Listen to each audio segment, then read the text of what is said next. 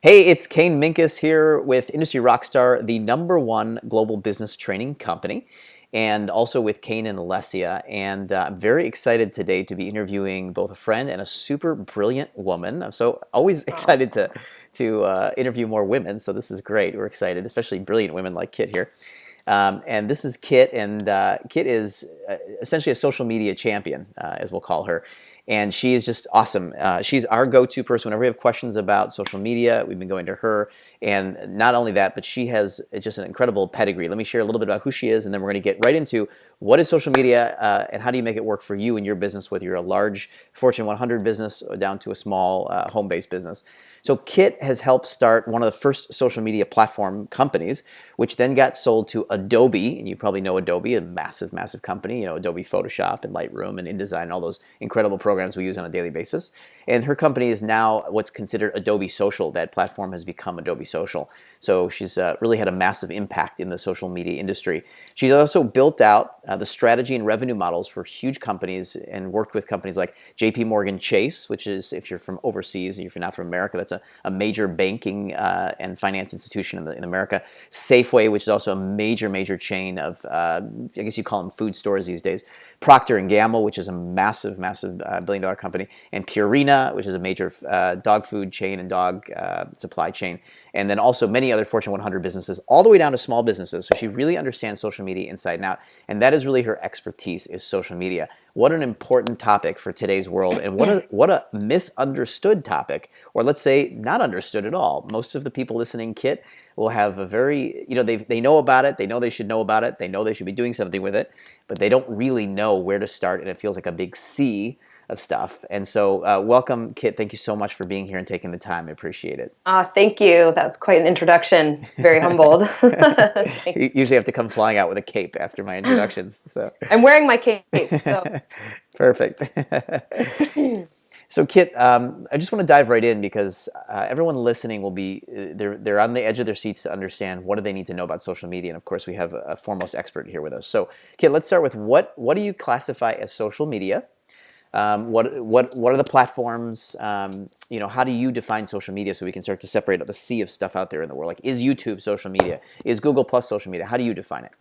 yeah. So I think the first step is understanding that social media is it's a new media channel, and there are a number of different like companies and platforms that are all sort of like encompassed in that channel. So it's anything. It's best if you think about it, it's peer to peer, right? So yes, Google Plus is social media. YouTube is social media. Like anybody can go and like create their own page and put their content, their video on their Instagram, Facebook. It's social media is all about the user, and that's why it's so confusing for marketers because it's not push marketing. It's not like here's our message, direct mail, traditional marketing. Paid search is not social media. Paid search is paid search. TV advertising, radio advertising, none of that is social media. Social media is typically free for the user. They can make an account on Snapchat, whatever it is, and they get to share their experiences, their life, their videos, their pictures, whatever, their memes that they can make with their applications. And there are a lot of applications that support social media users, but it's all about the user. So, and then there are some overseas like Mixi, and there are tons of social media channels around the world. Zing, I guess, is huge in Germany, for example, versus LinkedIn and that kind of stuff, although LinkedIn's pretty global these days. But okay, awesome. So that's a great distinction. And so we are not going to be talking about media buying or ad buying, which is cool. We'll do that in a separate interview. But what we are going to be talking about, which is super cool, is how to use these if you can create a free account, then we're talking about essentially a free opportunity to use some of the most powerful networks in the world. And of course, everybody loves free. So where does one even start? So, our training in the world, of course, is all the business owners and entrepreneurs. So we're not really talking about, let's say, professionals specifically. We're talking about kind of two areas. One way our clientele would want to use social media is to literally lead gen. They want more customers. They want more exposure. Sure. Right? And then the second way that they might use social media is to build a thought leadership positioning. In other words, just become more credible and be seen. So for example, we have several executives of large corporations that train with us to increase their brands. We even have some politicians working with us now. We've got some people from the United Nations that are working with us to increase their brand power. So let's talk about it from both aspects. And if you could just maybe you could just define what is the difference between, let's say, a thought leadership positioning in social media versus a lead generation positioning. how does one think differently, or what do they have to know about those two different things? They're kind of related. Be very much related. So if you are a software company and you're trying to get more customers, you should, in my professional opinion, have thought leaders and be producing thought leadership content to go out there and kind of like get through that social graph that are going to bring people to your website or your homepage, and that's going to be optimized for conversion in lead gen. That's like that, and that comes down to content. So I'll kind of put that to the side for a second. I'm going to back up for a second, Kane, because it's a big question, and I've mentioned paid search before, and I'm going to mention search again because thought leadership and the name of your company, especially if you're small, it's a big ocean out there, and you might be John Smith or something, and it's a pretty common name, and you're like, I'm a thought leader, I'm a tax accountant, I specialize in estate planning, some very like niche but very important area. Social media channels are particularly good at SEO.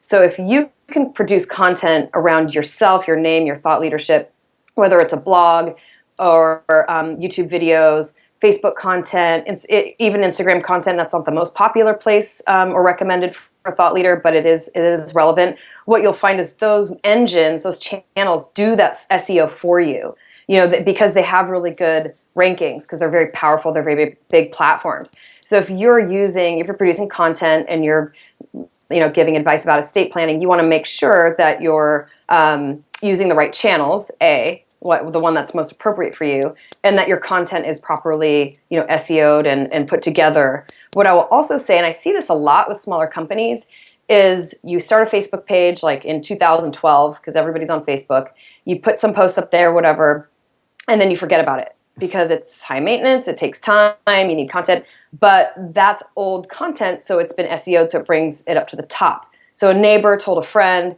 you should go talk to Kane, he's really good at marketing. You Google that in your Google search and you get Kane Mincus's Facebook page and you go to it and it's dead. There hasn't been a single post in like 3 years or 12 months or whatever. That's like one of the worst things that you can do. I mean, it's not the worst because at least they were able to find you. Right. But if you're going to give people a path to lead generation and give people a path to finding you or your business, you need to serve them with something. Social media is all about service with content. That's kind of the best practice there. So it's worth looking into a strategy, a content strategy. And that's where we start with everybody, whether you're the largest big company no one's heard of, which is sort of like my current area of expertise, or companies that are producing a lot of revenue. They're doing really well. No one knows who they are. Social media is great to solve that problem. Or you're just getting started. You have the credentials. You maybe went out on your own, left like your big firm or whatever. Be relevant. So tax accountants and estate planners probably are not best served spending all the time on Instagram because the reality about content, and Kane, you know this better than anyone, which is why people love you because you help with content. It takes so much work to produce good content. It's a lot of work. You need a strategy. You need to know where to go, but you want to know what channels you're going to be on before you produce the strategy. An Instagram strategy isn't going to help you on YouTube. They're completely different. So figure out first and foremost, and this is something I can help with. Where are you most relevant? Tax and estate planners and thought leaders. LinkedIn. LinkedIn has basically transitioned their entire business to be a blog platform. I don't know if you've noticed LinkedIn Pulse and people putting out their content. You can produce blog content, or you can pay a firm like mine to produce that content for you, SEO it, put it on your website, take that same content, copy and paste it as yourself on LinkedIn, post it, but just you have to make sure you say this was originally posted on kanemincus.com or whatever, because Google doesn't like duplicate content. So that's one like pretty major like freebie thought leadership strategy, like tidbit for you. And then, for the retailers and some of the more like brick and mortars out there, and if you're selling products, you want to obviously choose channels where you can show people what you have. So like Instagram is awesome for retailers. It's a beautiful platform for pictures. They keep everything really simple. You can add filters to it. Shoppers love it. They're not really, they're not really like offended if you do some paid advertising on it as long as the content's relevant. Facebook too, I would say for everyone, Facebook's kind of the baseline. If you're going to start off with like the biggest social media channel in the world that's accessible to you, Facebook is it. Just make sure you pay attention to it. the algorithms are very touchy, and if you stop nurturing your Facebook page, you'll drop out of all of your fans' feeds and they won't see anything you're posting. So it's really a personal decision. Do you want to commit to that? Do you want to hire a firm to kind of run that engine for you? Somebody who's going to produce content, post for once a day, no matter what, so that you're relevant?